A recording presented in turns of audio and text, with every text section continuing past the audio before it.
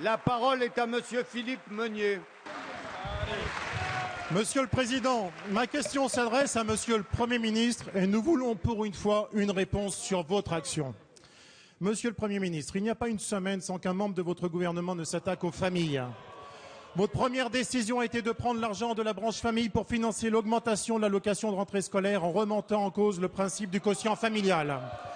En opposant ainsi les familles pour financer votre clientélisme électoral, vous avez pris la responsabilité de casser le consensus national en confondant politique de redistribution sociale et politique familiale. Avec cette décision, pour la première fois, plus une famille aura d'enfants, plus elle payera d'impôts. C'est non seulement injuste, Monsieur le Premier ministre, c'est immoral.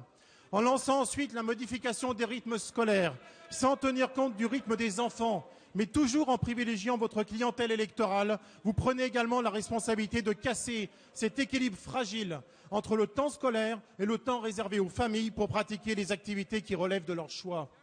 Votre obsession de scolariser les enfants dès l'âge de 2 ans, comme l'a exprimé votre porte-parole ici même, en tentant d'expliquer la nécessité d'éloigner les enfants au plus tôt de leur père et de leur mère pour mieux leur inculquer votre morale, relève d'ailleurs au grand jour la défiance sans précédent de ce gouvernement à l'égard des familles et de leur rôle éducatif.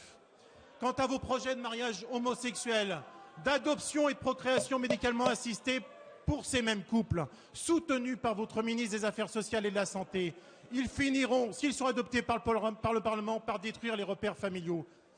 Et que dire de votre ministre de l'Éducation nationale qui souhaite la dépénalisation du cannabis alors qu'il est en charge de l'enseignement de nos enfants, à part demander sa démission? Monsieur le Premier ministre, est-ce donc cela votre morale laïque? Votre responsabilité et votre devoir sont de stopper cette dérive et ces attaques incessantes de votre gouvernement à l'encontre des familles de France. La parole est à Madame Dominique Bertinotti, ministre de la Famille. Monsieur le Président, Monsieur le député, que dire d'un gouvernement précédent qui a inscrit des dépenses supplémentaires à la branche famille sans en prévoir des recettes, qui a creusé le déficit de cette branche famille, qui a abaissé la revalorisation des prestations familiales.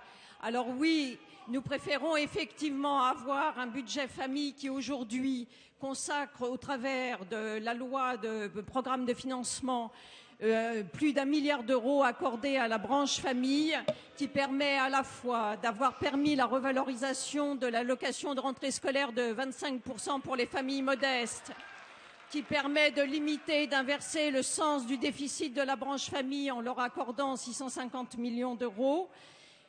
Quant à la politique de la petite enfance, vraiment, on n'a aucune leçon à recevoir. Quand vous vous étiez fixé un objectif de 200 000 places d'accueil en crèche, que vous n'en avez créé que 100 000, que sur ces 100 000, 60 000 uniquement créés physiquement, alors que dans le même temps, vous faisiez régresser la scolarisation des 2-3 ans. Alors oui, nous préférons un autre mode qui permet la concertation au niveau régional, d'adapter une politique de petite enfance qui soit au plus près des attentes et des besoins. Et de la même façon, nous proposerons l'abrogation du décret Morano qui, en dévalorisant la profession et ces métiers de la petite enfance, vont redonner de la qualité, vont régler des problèmes d'inégalité sur nos territoires et permettre enfin qu'il y ait une véritable lutte contre les inégalités, ceci en direction des familles les plus modestes.